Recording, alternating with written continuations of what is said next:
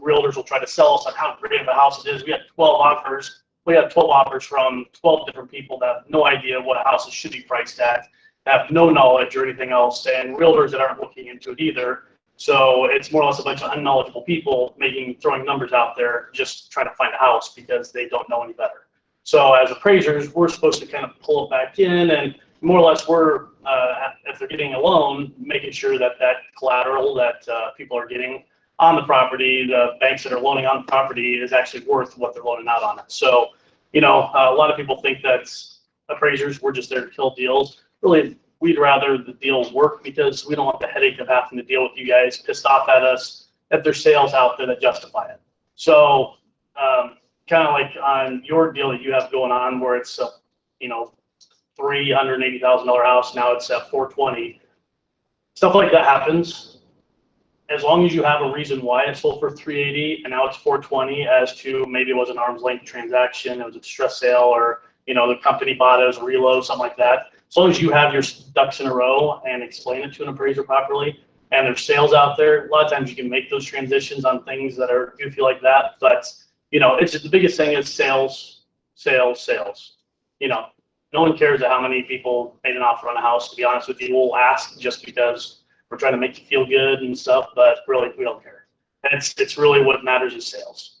So if we call you and ask you for sales, find sales, because what we're doing is just kind of helping you guys see there may not be sales for your deal that you got going on right now. But sometimes there are. None of us are perfect. Sometimes there's sales out there. We'll do different parameters and stuff like that.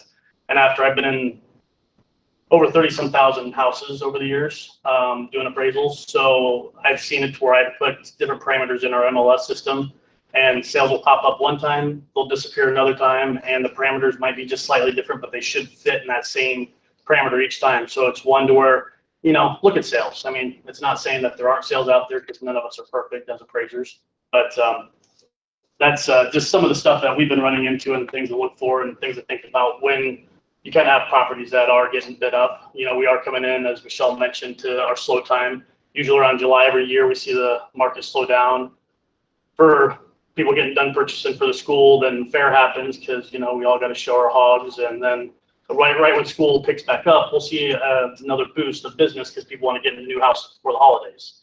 And then once the holidays hit, if they can't get into a house before the holidays, a lot of times we'll see a slowdown until February, March. So just so you guys have kind of, being newer agents, what kind of, the roller coaster of a wave that we kind of run into every single year. So, so don't freak out, but just keep the ball rolling, keep calling people and things like that. From what I've seen on the realtor side of my business is you just got to keep in contact, keep in front of people. So, pricing houses is something that I probably talk to a lot of agents about, experienced agents and everything. When you guys got licensed, DMAR puts on a class that tells you, they kind of do a run through as to, take the square footage, divide it by, the price and things like that. And that's how you adjust your price per square foot. They're completely wrong. Anything you learned at the DMAR classes, figure out that, forget anything you learned there, because it's completely wrong. When I went through the class, I called them out on it, talked to DMAR, told them they're doing it completely wrong, and other appraisers that I'm buddies with that are also realtors, we've all written in, talked to everybody there, and they're like, it's just the easy way to do it. Well, you're teaching everybody the wrong way to do it, which is not correct. So how you want to make adjustments and stuff for houses, what we do is we extract adjustments. So we'll take a few sales that may be very similar, and maybe there's a slight difference in price, slight difference in square footage, and then we'll extract that square footage amount. It's not going to be $140 a square foot or anything like that when you do that big division. It's probably going to be 20 bucks a square foot or 30 bucks a square. It's going to be a much smaller square footage adjustment because those little, couple hundred square feet differences aren't going to be a huge dollar amount difference in a purchase price once you actually start seeing those things. Bathrooms, bedrooms, things like that, we'll adjust for that stuff. And what I brought is kind of a contributory value, which we have on the website. Mm-hmm. So guys that are online, Michelle will have to tell you where they're at because I don't know. Yep, they're just in Drive. If you type in contributory value or just contributory, or on your Max Tech dashboard, you'll see it under resources. But these will kind of be an okay basis as to you know, when you're doing your CMAs, your market analysis on properties, as to just kind of get an idea as to where you should get on adjustments, depending on price point and things like that. It's, you know, it won't be exact because you're not doing the exact extraction based on that price point neighborhood, but at least get you in range as to when you're pricing houses to where it's not just completely out of whack as to what you guys are looking at. With that, use some common sense on some of that stuff. I have some ranges in there on different properties as to square footage adjustments and stuff like that. Sometimes you'll find basements that don't have maybe ceilings or don't have carpeting or something like that. You just do a little bit smaller adjustment, you know, just use common sense when you're doing some of those adjustments. But hopefully this will be a good, and I try it whenever I get asked. I'm so busy half the time I forget about it until someone asks me to update it. But I just updated this here recently for everybody, just because the market's been so crazy. We've been seeing people paying a lot more for different features than what they have been in the past, just because of what the market's at. Any questions you guys have that you guys have ran into on pricing houses? One of the things is someone sent me this a while ago because I was like the pool thing. Yes. Because I know pools are like there's like $100,000 for like a pool. About $30,000 to $40,000 for a pool, and you have a bunch of landscaping and everything else. Yeah. So like that's like I was like looking at this and I was like trying to figure out with like the whole pool thing. So like what would you now? I guess the market's slower, but what would you still think now that you updated it? It's like 35 to 80. You would say for the 400 range. Well, I mean, the 400 plus. I mean, if you got $1 million house, you're probably $75,000 for a pool, because there's going to be landscaping. I mean, the last pool that I put in my house, I just had stamp patios, stuff like that. I mean, it adds up pretty quick, but you're never going to get it's like landscaping. You're never going to get your return on investment. It's something that most people use 3 to 4 months out of the year. So it's a limited thing. There's a lot of old school appraisers that say there's no value in pools. There is. I've seen it when I've sold my houses. There's value in pools, but it just depends on that price point. If you're in a low price point, 100, I've seen some pools over on the northeast side of Des Moines and $120,000 houses. The average person buying that house isn't going to want to spend that $1,000 to $2,000 every single year on maintaining that pool and everything else. So it's really not much of a value to them. They might love it, but do they really want to spend extra for that feature? You know, as to what the value is to it, probably not much at all. So you're not going to get much value on those lower price points. But yeah, it just depends on the price point. I see people putting $100,000 pools in $200,000 houses. Never going to get your money back out of that. I guess it was just there was a long time this summer where people were saying pools were like 2 years out and quoting them like 100, 150, like insane amounts. So that sellers were getting to the point where like, well, my pool, even though it's 10 years old, I'm gonna just add that price onto. They're never going to get it back out of it. But they did though. I had a seller that did. Did they get it back out of it because of the pool? They get it back out of it because of the house price of the house and the house prices. I think it was a combination of everything. Because that's the thing you can't look at just that one feature as they got it back out of it. Look at the whole picture as to everything that's going on with the market. As to there might have been house prices that are just crazy more that justified it, and then you make those adjustments for the pool. And if an appraiser is making a $100,000 adjustment, they probably didn't extract that out of the market. So that's the biggest thing. There's a lot of appraisers, just like realtors. I'll be honest with you. There's a lot of appraisers out there that probably shouldn't be appraisers, just like there's a lot of realtors that probably shouldn't be realtors. It gets realtors, but you're going to run into them. You're going to be like, how do they get any business whatsoever? Some of the top agents out there that I've ran into as an appraiser, I've asked them, how'd you price this house? Oh, I just let the homeowner do it. Cool. Yeah, it's just like, that's great. You did your job well. You know, hopefully he's retiring soon, but it's one he does crap tons of business. So it's just you run into people like that probably shouldn't be in the business based on they're just lazy and they don't do their job fully. Angie has a question online. Yes. Hi. Let's say that there's a typical 3-bedroom, 1.5 bath home with an attached garage versus the same home across the street with. I'm sorry, what? What is anything? Okay. With a double garage. That extra garage stall onto that attached home, what would I know it's hard for you to give a value of that, but because of different areas and stuff, but typically what would that be difference price-wise? Per stall price, and what price point did you say? Yeah, what would be the, What price Appraisal. point?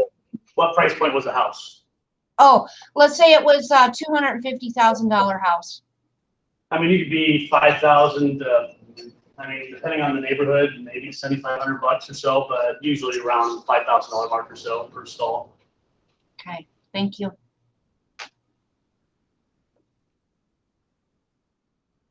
Any other questions?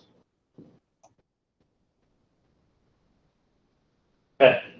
But pricing, if you guys have questions on pricing, don't hesitate to call, whether it be me or someone else that's one of your brokers, things like that. You know, call, ask. If you don't know how to price a certain feature of a house, if there is a value to it. Guys that have years and years of experience have seen what certain things will bring in the marketplace as to you're not going to get your money back out of it. I have people that's home automation is something that's newer to the Des Moines area as to I just did a $3.5 million house up in Johnston. They spent a little over $250,000 in home automation. California, you're going to get your money back out of something like that. Here, you're not, just because it's not something that's a common thing that people expect. You're going to get some money out of it, but nothing anywhere close to what you're putting into it. So there's features that people spend money on that you're never going to get a return. Other things to think about is your appliances are classified under federal rules that your appliances, unless they're built in, are personal property. That new fridge, it doesn't really add value to us. We understand it adds appeal and things like that, but it's personal property. So on an appraisal, if they're getting a loan on it, it's not something that we really give value to on things like that. Other things to think about is when you're pricing a house is if you're looking at comparables, look at the photos. Just because the square footages are similar, I have agents that will send me comps and the houses have been gutted, updated, and their house is still 1982.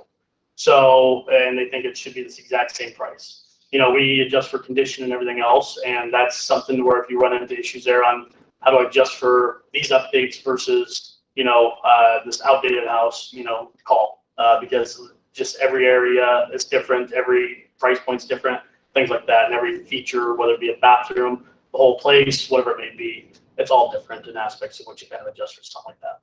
When you're talking about things like that, is there enough of a value between like somebody updating a 1982 Formica all over and then putting quartz or granite? It affects where you adjust for some of that stuff at is maybe in condition or your effective age, because you know you have a house, you know, let's say it's 50 years old, it was updated in the 80s, and now it's updated a little bit more. It just kind of improves that effective age. Maybe it went from a 25-year effective age to maybe a 20-year effective age. So you kind of look at those So you're going adjustments. on overall condition. Because Condition. It's not just going to take Yeah. that out and slap it on. Yeah. 30-year-old cabinet. Yeah. So, okay. Actually, they do all the time.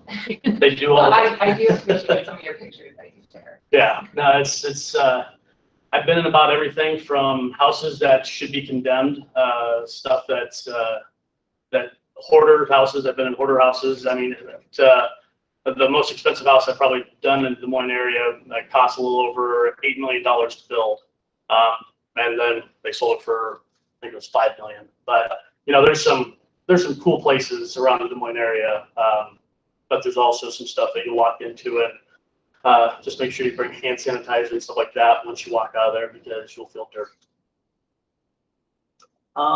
Let's see, other things on pricing. When you're walking around condition of houses, things to look at also when you're pricing a house. What I do as a realtor, I always walk through every house set before I even give them a price. Before I look at comps, anything, I always, and I never shoot from the hip till I pull sales. People will respect that if you don't just shoot them a price. Tell them, you know what, I want to see what sales are. I don't want to shoot you high, low, you know, tell you something that's maybe completely off. Let me see exactly what the sales are saying. There's been so many times after 20 some years of doing this where I thought this house isn't anywhere close to being worth this amount. I go look at sales justify it. So it's one to where don't get yourself, you'll lose a sale or you'll lose a listing if you tell someone a price that you think that will get it or you think that it is just because you just did something until you look at sales. Do a CMA on it because they'll respect you more. I just did actually put up an offer this morning for a guy that he anybody had ever done a CMA for him on his property or anything else. And he was just like, what is it? You did a lot more work. CMAs take 20 minutes if that. Normally it takes me about 5 minutes to do a CMA pretty quick.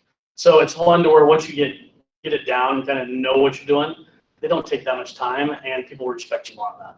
So are you just using the matrix or? I just use the matrix CMA. It looks good enough and something better than what most people are getting, because most realtors out there with other companies and they're so busy they don't care. They're just going to shoot you a number or they'll ask you what you want to sell for. Well, if you actually give them knowledge, they respect that. Yeah, well, so when I've been doing mine, I'm doing through RPR, which is a nice, like it looks good, but it's not as in depth and as customizable as going through the matrix. And you know Matt Morrow. Yeah. So Matt, he's like very much like CMAs, provide value, and he does it through the matrix, and it takes a little bit longer. I'd say like 15. Once you get it down and you have adjustments in front of you, right? It makes it a lot easier. Value. So yeah. He's been doing it for 26 years. Like 15 minutes. Yeah. It takes him like 5 minutes. Yeah. So yeah, but okay, I'll use the matrix, and if you recommend that. That's what I use as the matrix, and it really, because I can go back and forth as to if there's a sale that I don't like, I can pull it out. Mm-hmm. RPR, I've never used it, but I've heard it's more like a AVM, automated valuation module, Yeah. to where it pulls your sales for you and stuff like that. Might as well do his estimate. If you're going to use that, go pull his estimate, because you're about to, they might be somewhat close, but really anybody that sees you used RPR and stuff like that, that's an actual real estate professional out there, or an appraiser, if you send them something from RPR, we're going to laugh at you and be like, you didn't do any work on this. Well, yeah, because I noticed it's just so much more in depth. Yeah. It's not as, like RPR kind of has like, it's more bells and whistly, and it's more about the visuals. Yeah. And then matrix, it's like, okay, this is just flat out like, this is how we got here. Yeah, it almost looks like just like a smaller version of an appraisal. Yeah. So you can make your adjustments, stuff like that. So also build into a very nice good looking work. Yeah. I mean, I'm impressed with it when I get the cover, you get everything on there, you can customize for it. So it's all bells and whistles too. Yeah. I see you get a little more comfortable. Well, yeah, and do they have the drop downs there, and just look at which ones, don't just flood it full of garbage, because there's stuff in there as to, one that I always put in there is why not to overprice your house, but some of them in there, it's just generic stuff. You don't need to put in there. People aren't going to read it. But put the meat of the report in there, a lot of graphs and stuff like that in there. You don't need to, the graphs are just, fluff, but as long as you have the sales in there, and your range will probably be somewhat tight if you're making your adjustments properly on that. In Matrix as well, so you can default the pieces that you want for your CMA. So take some time and go through every piece that's available, and then decide what you want to use regularly, because you can always add in and take back out, but set your default in the bottom right so that you don't have to do that every single time. And we do have access now to Cloud CMA as well, but I'm still old school with Matrix. I still like to do my data piece through Matrix. Just again, I think it's more clear, and then you can plug those into Cloud CMA. So then you get the pretty different presentation. It's another CMA product that's available like an RPR or Matrix. It just, again, is customizable, and you can see, if you like that model a little bit more or a little bit less. It's just different. It's on your dashboard, maxtech.me. We get it through Remax Central. It's been several months. Yeah. I'm just so used to using Mhm. Gary, what should us, well, I'm probably speaking more as a consumer now, but what should we be paying for appraisals and stuff like that? Because I've got a situation right now where I bought a couple multifamily units in Winterset. There were 4 quotes that I got back were like $4,200, $4,800. What size of It's a multifamily? 7-plex with a That's because it's small. commercial. Anything over 4 units goes commercial. Commercial starts at over $1,200 for an appraisal. So you're going to be paying drastically more for anything that's commercial. Anything that's income producing over 4 units, or I just kind of commercial. thought that $4,200 seemed really high for what they. They can kind of price out whatever they want to, commercial guys do, and that's the other thing to remember. Okay. Yeah, there's two different licenses. There's residential and commercial. Commercial guys sometimes do residential. No. At a reduced. I like to, it's, the guys that do those reports, they sit on the same report for a month and work on that report for a month. You know, I'm residential, I like to get it done, get it out of my office. I don't want to sit there on it for the next month because my ADD wouldn't handle that. So it's just a different mindset. Commercial guys are just completely different. If you ever need commercial appraisers as to any recommendations, just give me a call. I have a few guys that I recommend, but depending on the area, like going on a winter set, some of those guys won't go travel that far. It just depends. A lot of times you'll get farm appraisers and stuff like that doing commercial properties down there. That's what a lot of those guys do. But other pricing, Even in normal. residential, the average appraisal for just a full appraisal, that's not FHA or anything like that, ranges $350, $400 on an average. Then you have your AMC charges, your appraisal management company charges on top of that. So they could be $500 to $600+ with their fees on there. I just had one where they actually accidentally sent the quote to the client that said that the appraisal management company was getting paid $600 and some. The appraiser was getting paid $350. So all they do is they look at it and forward it on. So that forward button, they're making $600 and some on. So I'm not a fan of appraisal management companies, but we've had a deal with them ever since 07, 08 happened. The housing market changed, and Frank Dodd kind of screwed up some of the mortgage industry as to the rules that they put in place. So it is what it is. We've gotten through it, and we're dealing with it. But any other questions? What do you do when you don't have a lot of comparables? You look for different, it depends on what you're looking at. Like I just did one that was a purchase for 2.7 million, 26 acres out in West Des Moines. There's not much to deal with on something like that, but you go back in age. A lot of times when you're dealing with something unique like that, what you want to do is find a lender that can do it in-house, because then you can kind of expand, an appraiser can expand those parameters. That's what they can do. If anything goes secondary market, pretty much most mortgages go secondary market. They sell those things off. That's how they make their money. They want you to be, like if it's an in-town deal, they want all your sales to be within a mile. They want, they have certain ranges as to, they don't want your comps to be, depending on ranges, but let's say it's a 2,400 square foot house, your comps can't be over 400 square foot difference between the comps. There's certain adjustment ranges that we have to stay within, 15% on our net and 25% on our gross adjustments as to what we look at. They kind of limits us as to what we can do. You go out into a rural area, you can go about 10 to 15 miles on a rural property as a distance what you can do, but you still want to have to stay within that 12-month parameters. So it's one to where you have a little more leniency depending on where that property's at. But if it's a unique property and it's staying in-house, you can go back 2-3 years. I actually just had the one that I just did in West Des Moines. I went back 11 years on one of my sales just because it just weren't sales. And the lender expected it and they know, but it's just, every deal's different, and you guys will find this. It's not every mortgage company is great at every type of loan. So when you guys will learn this. If you guys have a unique situation with a client, ask someone that's experienced. My background is as a loan officer when I originally started, so I kind of understand. I also was an underwriter too for a while, but it's just one of those that you know who is more lenient on underwriting, you know who has different parameters. If someone does credit unions, they do FHA deals. I would never send a deal to any of the credit unions here in town to do an FHA deal. They farm all those out to a secondary company and they're garbage. My personal opinion.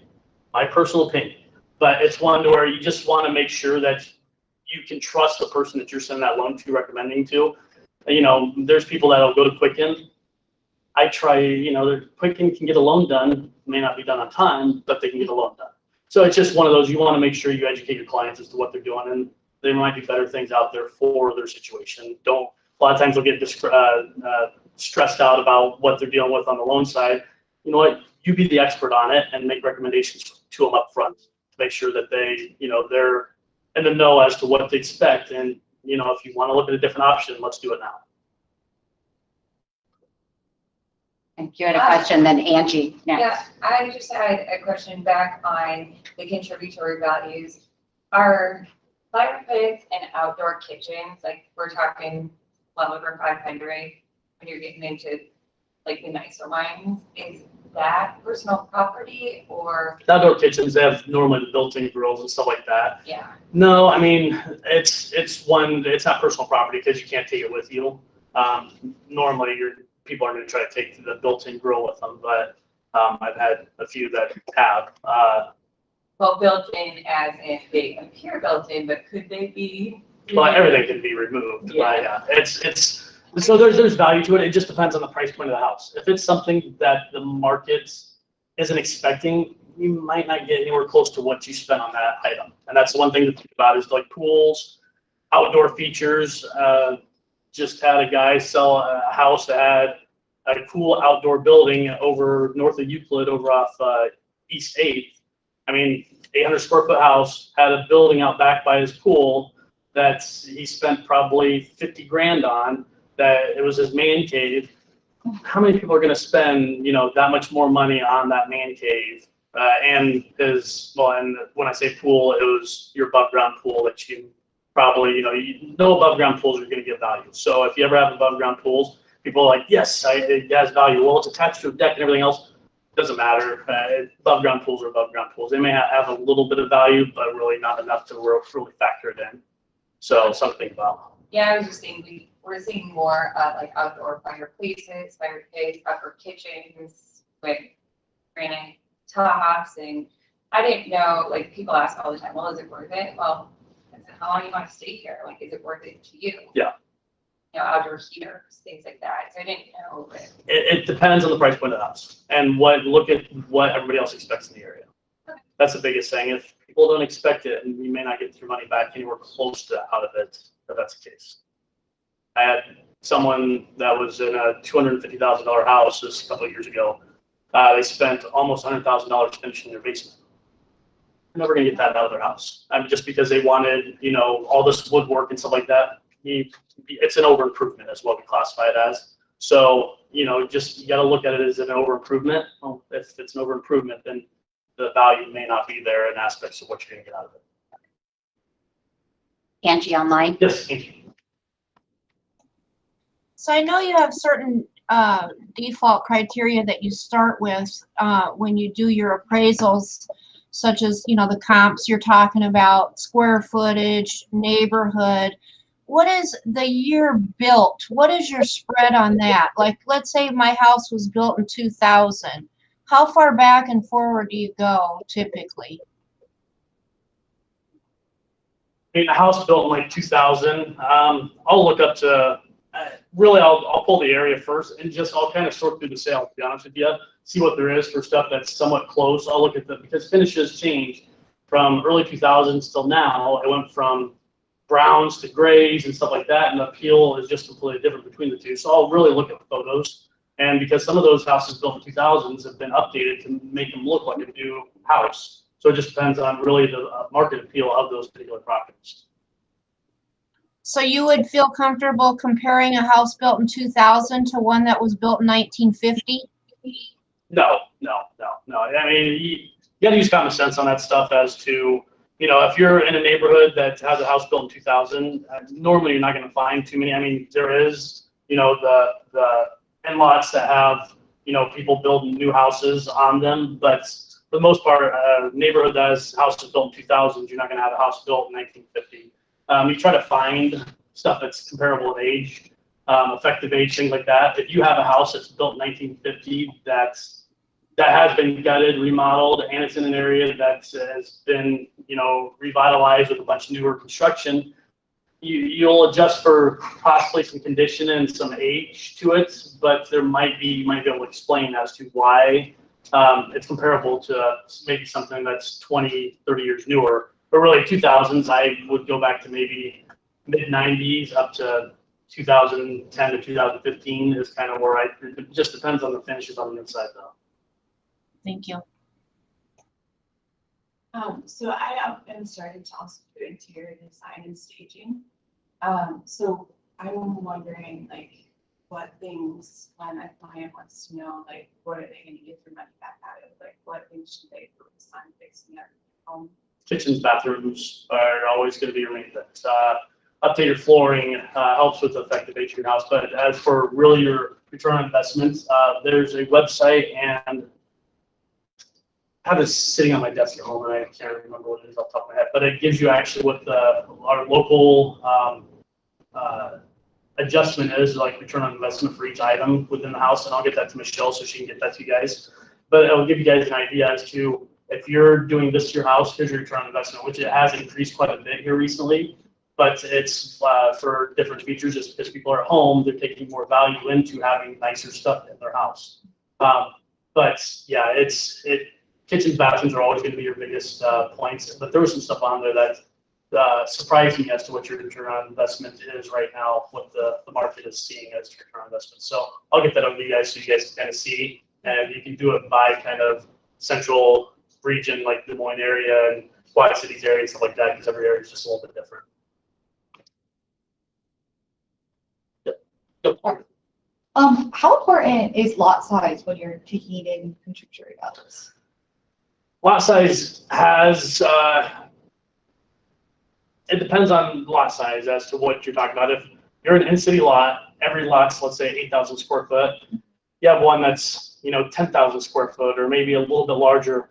Most of the time, people are going to notice a big difference between that 8,000 square foot lot and a 10,000 square foot lot, because just a couple feet on each side will get you that much further. But if you're dealing with an in-city lot that's an acre, you might be dealing with excess land, or there might be some actual additional value to it. Excess land, you're not going to get anywhere close to the value per square foot difference if it's just excess land, because it's not expected as to what you can get out of it. But it really depends on the situation. Some of that stuff is really situational. So like excess land, you just mean like the bigger, like the extra, like. Let's say they have an outlet. Just did an appraisal yesterday on a house in the south side of Des Moines that the people had 3 acres back behind their house, right off of Park Avenue. It's all forestry preserve, but really that's excess land in respects you can't do anything with it. It's just land that's sitting there. You have beautiful views, but what you're going to get for price on something like that isn't anywhere close to what you think you get for 3 acres. You go out here to get 3 acres, you're going to spend $300,000+ on 3 acres of land. There, that might be an extra $25,000 to $50,000 maybe.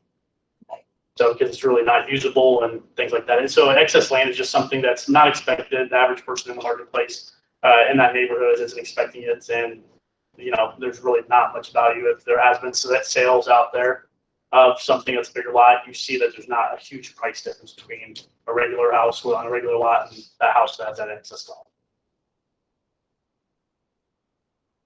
Going back to rates that you can do, fresh interior paint and then exterior paint, does that add value? No, it makes it look better as to might give it better appeal. So, Yeah, it might help it sell quicker, but it's one to where people walk in their house and they want to paint it as soon as they walk in the house. That's like the first thing I think 95% of my clients do is paint their house as soon as they pull on it. So, it may make it look fresher, and if it is worn, let's say you're dealing with chipping, peeling, yeah, that'll make a difference.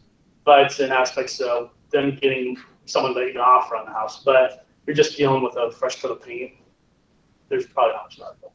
Do you recommend giving advice, like if somebody's got some needed stuff in their home? Yes. You recommend maybe set an allowance listed as this, or you? On an appraisal, One one reason thing, why I say that is because I hear that a lot, like 95% of the time people are painting their stuff. But it's like, why are we, as a realtor, telling, because I come from the investment side, and it's like, why would we tell them to put that money into it? Because I know a lady who just put $15,000 worth of carpet in her house. The first thing they did was tear it up and put different carpet. And I thought to myself, I'm like, that has got to be a horrible feeling. but if the carpet was horrible in the first place that she had in there previously, it may not have sold.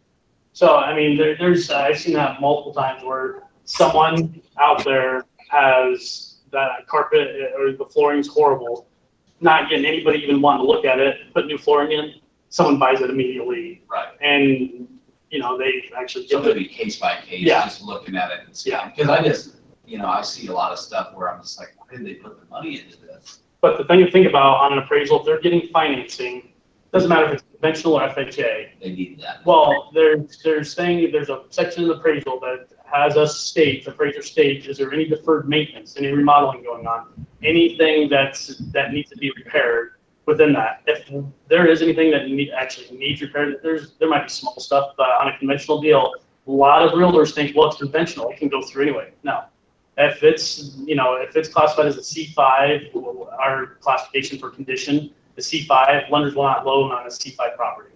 I just had one to where bank finally had to get this garage repaired, had holes in soffits, stuff like that. The new homeowner was like, I was going to repair that. Well, unfortunately, your bank won't loan on it because of all these issues with the property.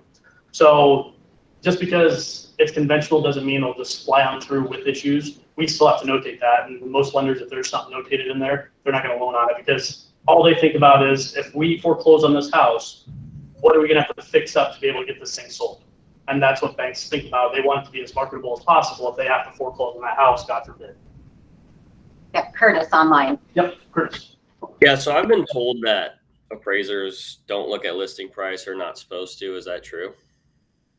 I mean, we'll look at listing price. I don't look at normally the purchase agreement until I'm done with the appraisal. But I mean, listing price is kind of out there as to when you're looking at it. I mean, you see the listing price, but purchase price might be the thing that's I don't look at normally until I'm done with the appraisal. But some guys do it, just however you kind of develop your report. Thanks. Kind of back to what you were saying, like if you offered allowance or you know that they're gonna do some stuff, like kind of like when you refinance your house, if you're getting a HELOC and you're gonna do. Is that a thing when you're purchasing, if you know that they've been given a $10,000 allowance and they're gonna do something? I guess carpet and paint wouldn't really, that wouldn't matter, I guess, so. Well, the carpet can matter if it's really distressed Okay, flooring. The other thing to think about there is lending, just because sometimes lenders don't want to see an allowance. If they think there's an issue and there's an allowance there, they think there's an issue, and they won't loan on it until they verify that what is this issue, why are they doing this allowance? And there's also some federal rules depending on how that allowance is done. If it's notated in there properly, you're good. But as you guys probably learned, the under the table stuff as to we'll pay a check on clothing type stuff.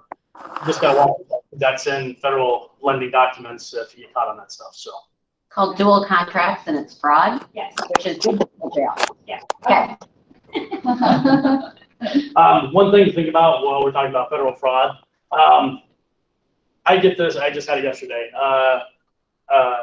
Realtor called me up and told me I need this value on this house, which is illegal. I more or less be like, unfortunately, I can't do federal fraud. I care about my license more than I care about your deal getting done. If there's sales out there, it is what it is. But by you telling me what you need for value, I have to decline it and send it on to someone else. So just watch yourself as to telling someone you need something for a value or something like that. Just because there's some lines there. I think it's only like a $25,000 fine if you get caught doing it, stuff like that. So I have people that send me emails stating stuff like that all the time. And I just save those in a little file so if they ever screw with me that I have something on them. But it's just you'll have agents or you'll feel like you're okay doing certain things, you'll be comfortable. Just be careful. You never know how much sleep one appraiser got the night before and how grouchy we are. So On that, I deal a lot with new construction, and so reverse, the appraisers have contacted me and said, well, what are the upgrades in this house? yeah. I'm going to talk over a year ago about a value, and those have increased since you and I talked, and you gave a great value at the time. And so they're like, well, why was this one a year ago priced at this? Well, Construction costs, and that's where you get some appraisers that aren't thinking big picture as to construction costs, and that's where there's a time adjustment that we can make as appraisers. well, mine wasn't happened at the peak. Yeah. Yeah. And it's like, really need to ask me this? So I just people ask for plans and specs a lot, and what the upgrades are, the differences are between that and the next door neighbors? Like, Yeah. am I doing their job for them or? No, I mean, that's stuff that we need because, I mean, if we see a price difference between those two houses, you know, at least then we know kind of differences between the houses. It helps us be able to sell to an underwriter as to why we're making this adjustment, why this price difference is there, things like that. Sometimes it's something that, you know, oh, they spent an extra $30,000 on appliances. Can't really do that. Or they wrapped in, you know, a big screen TV in every single room of their house. I have that happen all the time on high-end houses where they want to put their furniture and their TVs on their loan. It's just like, can't do that, guys. You know, so it's you see weird stuff happen all the time. And interior designers, I have one that's a builder that does all the time $40,000 in blinds and tells them they'll get their money back out of $40,000 in blinds. Not going to get it. So it's just one that you just got to be smart as to what the average person's willing to pay for in the marketplace. I just didn't know if. No, you're not. You're helping. You're helping more than because that's the thing. Has to be able to sell that as to what people are willing to pay for. Okay. So When you say appliances, when you're talking Sub-Zero and. I'm talking about like Sideways, those are. personal property. Like they can take it with them if they're washers and dryers and stuff like that. So. But do those upgraded appliances add value when? Depend if they're built in or not. It depends on if they're built in. If they're bolted in, like the Sub-Zero fridges that are bolted in, yeah, those will add appliances. They kind of go along with your quality of construction is where I adjust for that at. But because there's line items, if you ever look at an appraisal, there's quality of construction, your age, and then your condition. Kind of those are where I adjust for differences in effective age or your condition as to what they've done for upgrades, or if it's all new construction, what the differences are in those upgrades too. So. What are great differences in quality of construction? Regency house, for those that don't know, your basic house, your basic house versus, you know, some custom house. I mean, there's huge differences. Normally, most houses that are just your basic, like all the mid houses probably in this neighborhood are probably a C or a Q4, and there's a definition at the back of every appraisal. There should be at least that gives you the definition of what that is. If it's, you know, not a bunch of custom stuff to it, it's kind of your basic house for the area. That's going to be your Q4 construction. If you have some type of, you know, higher grade quality materials, stuff like that, it might go to Q3 and then up to your, you know, super custom built to kind of go between Q2 and Q1, those two qualities. But it just, there's a lot of appraisers that have no idea how to classify properties. I see that all the time because most of our systems have stuff where you put in an address, it'll merge in something from another appraiser, and I'll look at what they classify the property at, and I'm just like, they just need training. So you're going to find that a lot of times too with appraisers, as to just lack of knowledge on how to do an appraisal. But the best thing to do is not confront them. Call me up, I'll tell you how to handle an appraiser, how to word stuff with an appraiser to where you can kind of get them to, that they're doing something wrong and there's value there on something that maybe came in short on, how to, you know, tiptoe around them to do that type. McCole and Amber just had a deal back last year that an appraiser was having issues with, and I called them up. They asked me if I would just do it, and I called them up, talked them through it to get them to see on how to do something. So it's one the more you're in the industry, you'll learn how to talk to appraisers as to there can be certain hot points that appraisers, they don't care about. They usually think are the best thing ever. So it's just, there's certain things that you want to make sure that you're hitting their points that actually matter to them. Devin online. Yes, Devin. Hey, so a while back, I remember somebody in my office, I had an issue with for sale by owner. They basically, long story short, they said that if they don't use a realtor, it affects, like it will make the appraisal less. No, we don't care if a realtor's used or not. What our job is to show what sales are going for, whether there's a realtor involved or what, because we do refinance transactions all the time for refinances. So it doesn't matter if there's a realtor involved or not on a refinance transaction. We're looking up sales through the county assessor. We're looking up through MLS. Our biggest thing is we have to be able to verify the information on those sales. So if it is just something that was a for sale by owner, there's no realtor involved in it at all, it's harder to verify that type of information. Does that answer your question? Yeah. Okay. Something else that I brought for you guys is FHA. FHA is something that's, and I'll have to send this to you because I completely forgot you were going to be people online.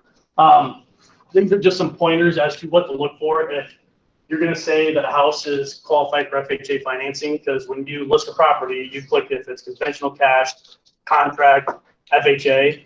If these things are some kind of hot buttons as to issues with this house, you may want to think twice on listing it as FHA qualified for FHA financing, or your people better be aware that, hey, I might have to spend some money on some of this stuff to be able to qualify for this type of financing. So FHA is a little more strict. USDA and VA usually are supposed to go under the same guidelines as FHA as to what, and really it's three things: is safety, security, and stability as to what we kind of look at.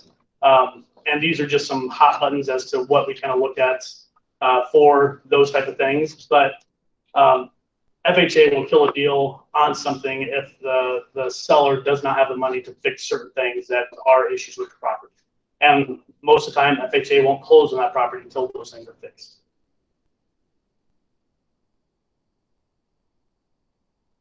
They're all reading right now. Yep. Things on there, just basic things that I run into on FHA. Exposed electrical, like you'll have junction boxes or just wires hanging out of ceilings, stuff like that. You'll have just exposed electrical everywhere. I see that all the time. Electrical wiring below a certain, depending on who the appraiser is, below 4 foot, if you have just electrical wire like in your basement or something like that, that's an issue because the little kid can come and yank on electrical wire and electrocute themselves.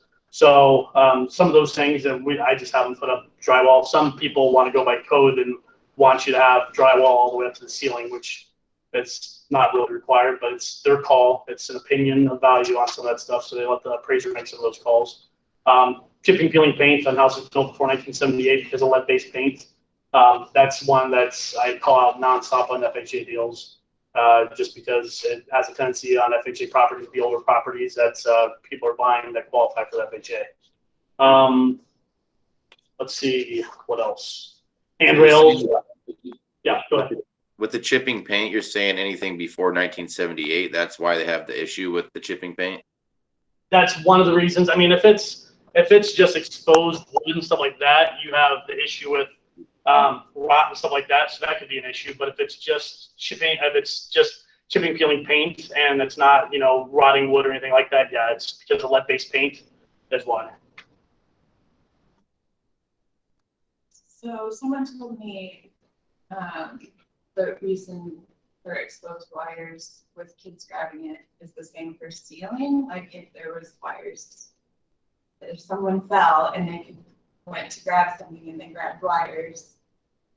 You mean that if it's up high? Yeah, like is that true? That's a code thing more so. I mean, really, that's the appraiser's call as to what they're going to do about it. One of my buddies that's an appraiser, he calls it out and it's all the way up.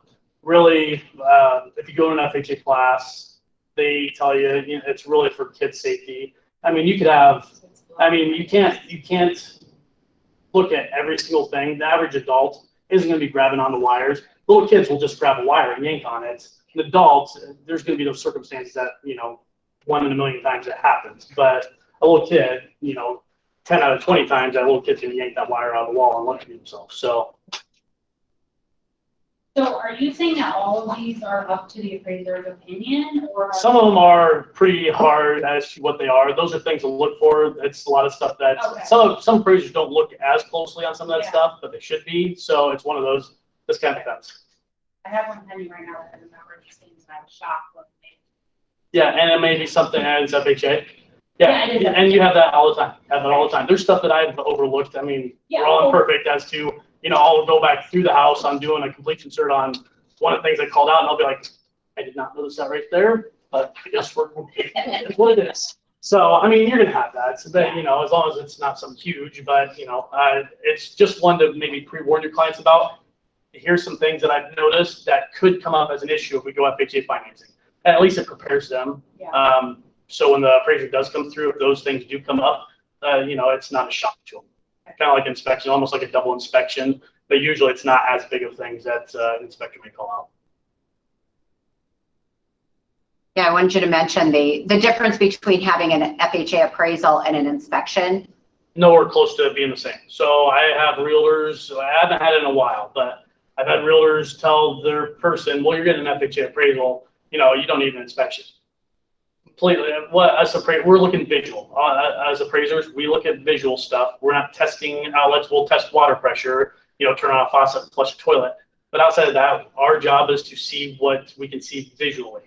And that's all we're doing. We'll turn on the furnace to make sure it turns on. Outside of that, that's all we're required to do. So it's nowhere close to a home inspection whatsoever. So don't ever figure that an appraiser is going to catch a bunch of stuff and they don't need a home inspection because they're not. We're not trained to. So. You mentioned pictures, unless anybody has something in there. I'm seeing a trend, or at least nationally, where agents are taking their pictures down off the MLS after a closing. I will murder you if you do that. I will call you up and ridicule you on taking your picture down because we use those pictures as to what the house looks like at the time of the sale. It's a great way to show an underwriter, hey, this is what this house looks like. It's been updated, or as a piece of garbage now, it looks brand new when we drive by it. So it's one to where it helps us be able to justify why this sale is comparable to something that we may be appraising. And if you're not going to take photos, you all have cell phones. Take a photo, stick it online, even if it went pending within 30 seconds of you listing it. Take a photo, put it online. It doesn't take any time at all to do it. Us appraisers will love you for that stuff. And it's just one of our things that we hate. New construction is the demise of all of a sudden we get back and there's not one, everything is a similar to photo on new construction. And I listed new construction for years. And it's one to where I always did updated photos throughout the progress of all my new construction stuff. But it helps appraisers out and we will love you for it and we'll remember that stuff. And then also there's probably about 5% of appraisers do about 90% of the work in Des Moines. So it's kind of like realtors. So you'll see a lot of the same appraisers, depending on what lenders you use, over and over again. And those guys will be the ones that will look out for you in aspects to if they can. There's always a range of value that we may be running into. They may get you in within that range of value that makes your deal work or die. So is it okay to send cookies and booze to your appraiser? No, not at all. Okay. You can't butter them up? But not for a deal. If you just want to butter them up, you can butter them up. But just you can't be like, hey, you got this appraisal. Not pre-appraisal, post-appraisal. Yeah, post or I don't know about post. Maybe you're once a year here. Here's your Christmas gift. So it's one of those that you gotta watch yourself as to what you're doing with anything. So, any other questions you guys have? I just had a deal happen where they said I couldn't have an appraisal. What would you say about that? Was it cash or what was it? No, like financing, but it wasn't going to compare. It wasn't going to appraise. It was gonna like. Well, then you have to have an appraisal because it's a financing contingency most likely. I just had one last week where I educated a broker that's been doing it for 40 years. The people got an appraisal waiver.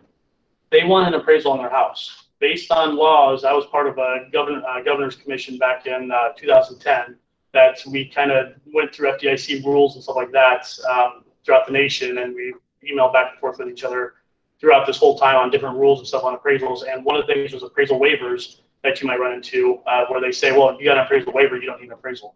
That person buying the property wants an appraisal done. They have the right to get an appraisal done as long as it's done within 3 days before the closing date on that property. You might have other contingencies in your contract, but their house attorney was telling me I'm wrong and everything else, and then I just sent them the paperwork from FDIC and I did an appraisal on Monday. So it's one of those that's a lot of people think they know everything. There's so much stuff that's, you might be looking at the contract. The contract says this, but they still have rights up and beyond that because the Fed wants to make sure you know what you're getting into. So it depends on the whole situation of an appraisal. If you waive your right to an appraisal, and it's not financed, it's a cash deal, you may have waived your right to an appraisal. But if it's financed, that's like finance contingency. So Yeah, well, basically the deal fell through because they're like, it's like you can't have an appraisal, and we're like, well, we have to have an appraisal for the bank, so. Yeah. That's like, you can't do both. Yeah. That's a financing contingency. So yeah, you're able to back out on something like that, which sucks that people don't know that and the agent didn't educate the person on that. And then, well, the agent she called me, she even like put in writing, she's like, yeah, so I have an appraisal. I was like, well, then the deal's not happening. Yeah. Yeah. And it's a lot of times it's educating the other realtor too. You'll find educating the other realtor. And if you have questions on something as to what is okay on appraisals, what's not okay, hey, this appraiser used this, whatever it is, I'm around, you can call me. I have agents that call me all the time. I have brokers that call me all the time on stuff. If there's a way to get a deal done, I'm all about trying to help you guys out to get a deal done. So if there's a way to position it with that agent as to educating them, hey, maybe tell your client this, there's a way to sell to their client, or they're never going to sell their house. So it's one that they just have to come to the realization that they're going to have to get that done. Why delay it? So then if it doesn't appraise, and you may have covered this before in community, if it doesn't appraise, whose realtor, is it okay to contact the appraiser? Like, well, this. And is it the selling agent or the buying agent's responsibility?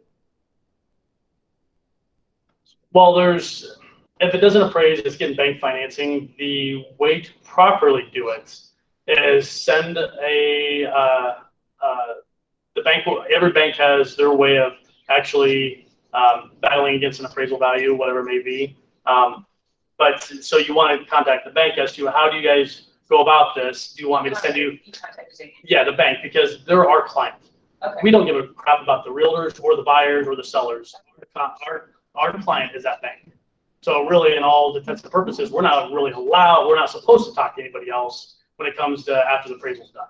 Only the bank. So, because our intended user is that bank. So if there is something, but I mean, if you have a relationship with the appraiser, you call them up, and I mean, if there's something that happens where there's an addendum that happened or some upgrades that happen, and is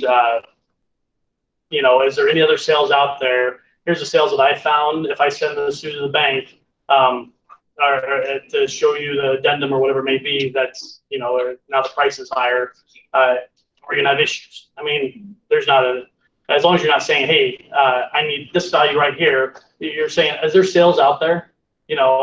This is the sales I found. I don't know if these are comparable. I'm being humble me because you're the God, as long as most appraisers, that's what they love. I mean, they feed off that. Yeah, I just had one, it was new construction, and it didn't appraise, it was 2,000 out, and the buyer was paying it anyway. Yeah. But, like, everything else out there now is almost 100,000 over what she appraised it at, and I'm like, what? Was it just a completion cert though? No, it was final appraisal. But I mean, did they appraise it originally and then they just did a completion cert at the end? No. Okay, Because it was a deal that fell through, somebody who made changes. It was a hot mess, what it was, but I was still just like, how did it not upgrade? I mean, I didn't care because. Yeah, they're paying for it, but yeah, I mean, you'll have those circumstances, and really it's probably just a lazy appraiser that possibly used sales from an old appraisal because they didn't want to input new sales in, and it's just someone being lazy. One thing with doing new construction is you'll have a initial construction price. They do the appraisal up front. You might have upgrades at the end. Then all they do is order a completion cert. That completion cert might have that new purchase price on there, but our value is that initial appraisal. Really, you're supposed to do a new appraisal is what you're supposed to do. A lot of times we'll throw a new sale in there and up the price, but really it's based on what that original appraisal is that purchase price. So we might update the purchase price, but your value may not change if the bank doesn't request the proper stuff. Okay, so we have one that's coming up to closing and it's $100,000 over what the initial price was, but that's the one that I sent plans and specs to when he came out with the grading stage. So, like, if that doesn't appraise, but he probably did the appraisal based on the original plans and specs, and if all they request is a completion cert, he's not required to re-look at value. And really, what he should be doing is just a new appraisal based on what all the upgrades and stuff are, especially on something that much different. Okay. Just, I think I'm a little nervous when you said that. Yeah, that's what they should be doing is a new appraisal on it. So. All right. Thank you. Yes. Thank you so much. You guys get great value today? Yeah. Yay. And if you guys have any questions, don't hesitate to call me. If I'm not in an appointment, I answer my phone. And agents call me all the time. So don't think you're bothering me. If you have a question, you have a problem, anything like that, call. It's just a quick, easy question. I'm always here. All right? Awesome. Thank you. Yep. Thank you. Thank